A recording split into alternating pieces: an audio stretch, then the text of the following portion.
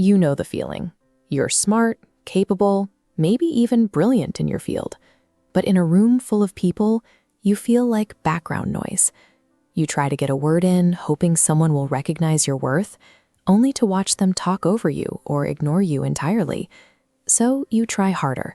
You talk a little faster, you laugh a bit too easily, you rush to fill empty silences with chatter, constantly explaining yourself and effectively trying to sell your value to the group. The hard truth that most people refuse to accept is that social environments don't run on fairness. They don't run on merit. They run entirely on power dynamics. The very act of trying to win someone over backfires. It signals that your value isn't obvious, that it needs to be explained, defended, or begged for. You are broadcasting insecurity, and people instantly adjust your status downward. Observers file you away in their mental hierarchy as someone who belongs beneath them. And once you're categorized that way, breaking out is brutally difficult. People rarely update their first impressions. Now, look at the person who barely tries, the one who sits calmly, who doesn't force a laugh, and lets a silence stretch without squirming. That physical refusal to chase anyone's approval is the ultimate indicator of true social power. To understand why we sabotage ourselves, we have to look at the anxious impulses wired into us from childhood. We grow up seeking validation.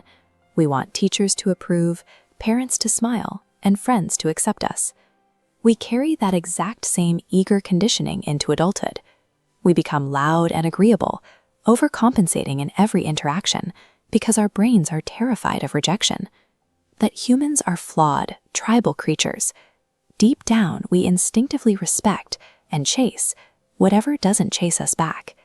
There is a primal law of scarcity at play. Predatory confidence is unhurried. A person who moves slowly, who seems entirely unfazed, naturally pulls attention because they operate with the assumption that they already have it. Jittery, space-filling behaviors do the exact opposite. Fast talking, darting eyes, and nervous noises perfectly mimic the biological signals of prey animals.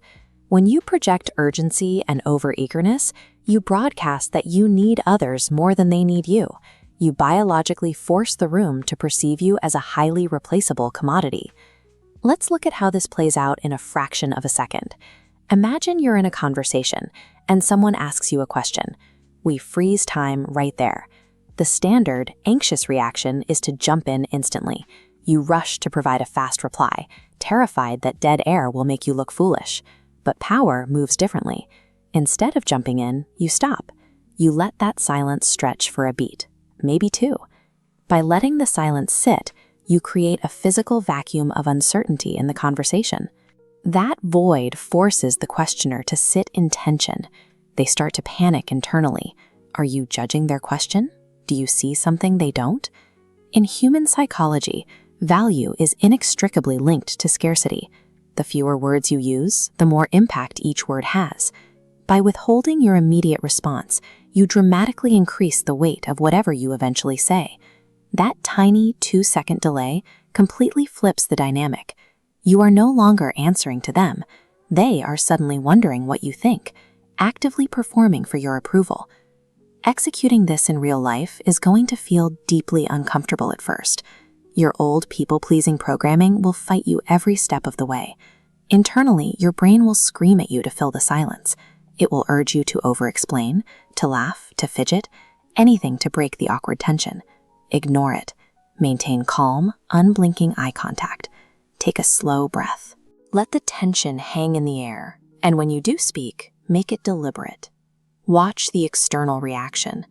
Notice how people lean in.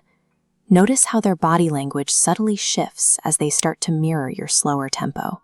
Surviving that perceived awkwardness does something crucial over time. Every second you hold that tension, you are actively rewiring your brain, deleting the desperate behaviors of someone begging for scraps of attention. Mastering the pause is undeniable proof of unhurried confidence. It permanently changes your role. You are no longer someone who chases the world. You become the one who controls its tempo.